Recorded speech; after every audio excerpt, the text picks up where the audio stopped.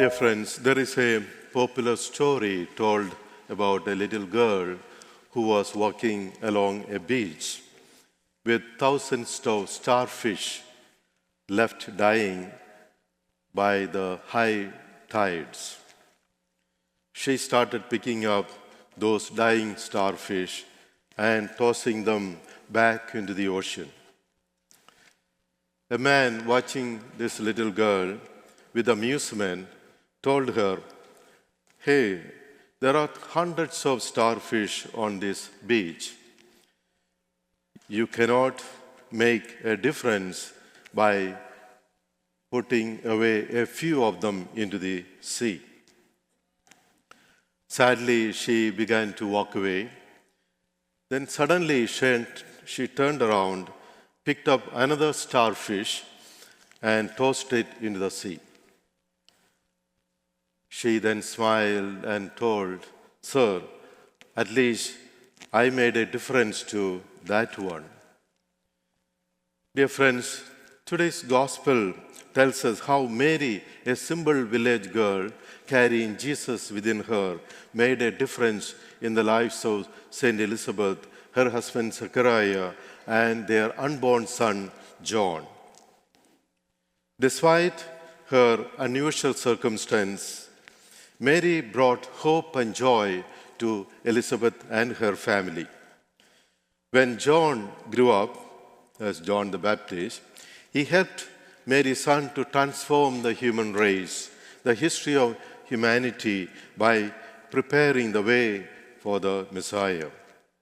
The starfish story suggests that each person, no matter how insignificant or unimportant, may benefit from our ministry and service.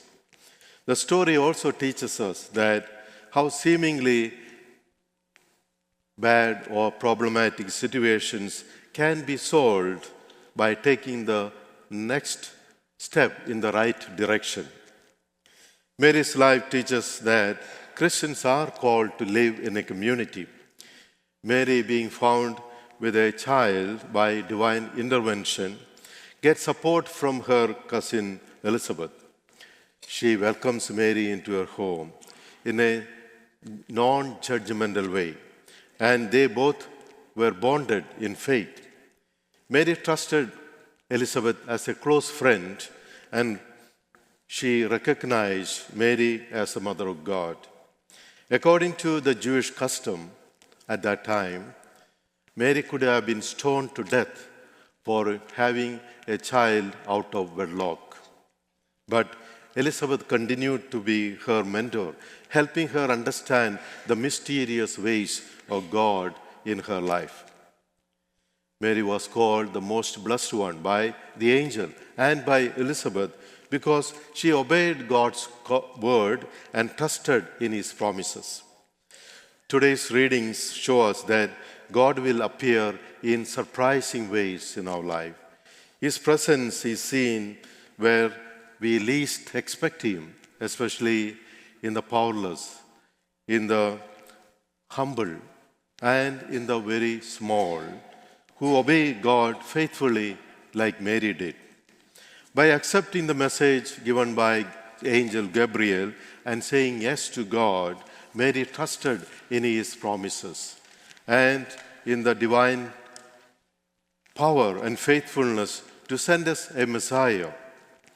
Mary's son, Jesus, was that fulfillment of God's promise of Savior for the human race. Therefore, we need to recognize the Lord's presence in our lives, in our personal life, and in the community events. As we know, life is not always perfect. We do have to face many challenges, and even more so with our faith life. However, we are a universal church, and we need to support each other in our faith journey. Being followers of Christ like Mary and Elizabeth, can we become a mentor to other people, to our family, to our friends, relatives in our faith? Moreover, as a community, we are also called to become a source of hope and comfort for those who are struggling with their faith, especially during this time of Christmas. During this coming season of Christmas, how can we be of help to others, especially to our fallen brothers and sisters, to help them experience the Lord's presence and encounter the newborn Savior? These days, sometimes we think it is our right to be happy, and it is the duty of other people to make us always happy. But Mary didn't think so. Neither did she make any demands on her family or other people, her neighbors, for being chosen, being favored to become the mother of God. Instead, she thought about others. She thought of her cousin who needed much help in her old age.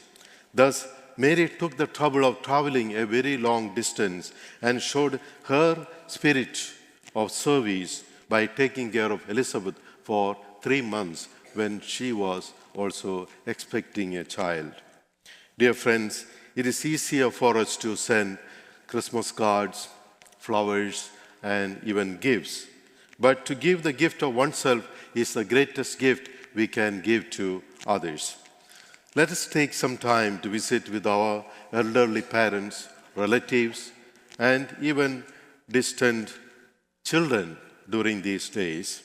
Let us share with them this season's spirit of loving service, hope, and joy, just as Mary did when she visited with her cousin Elizabeth.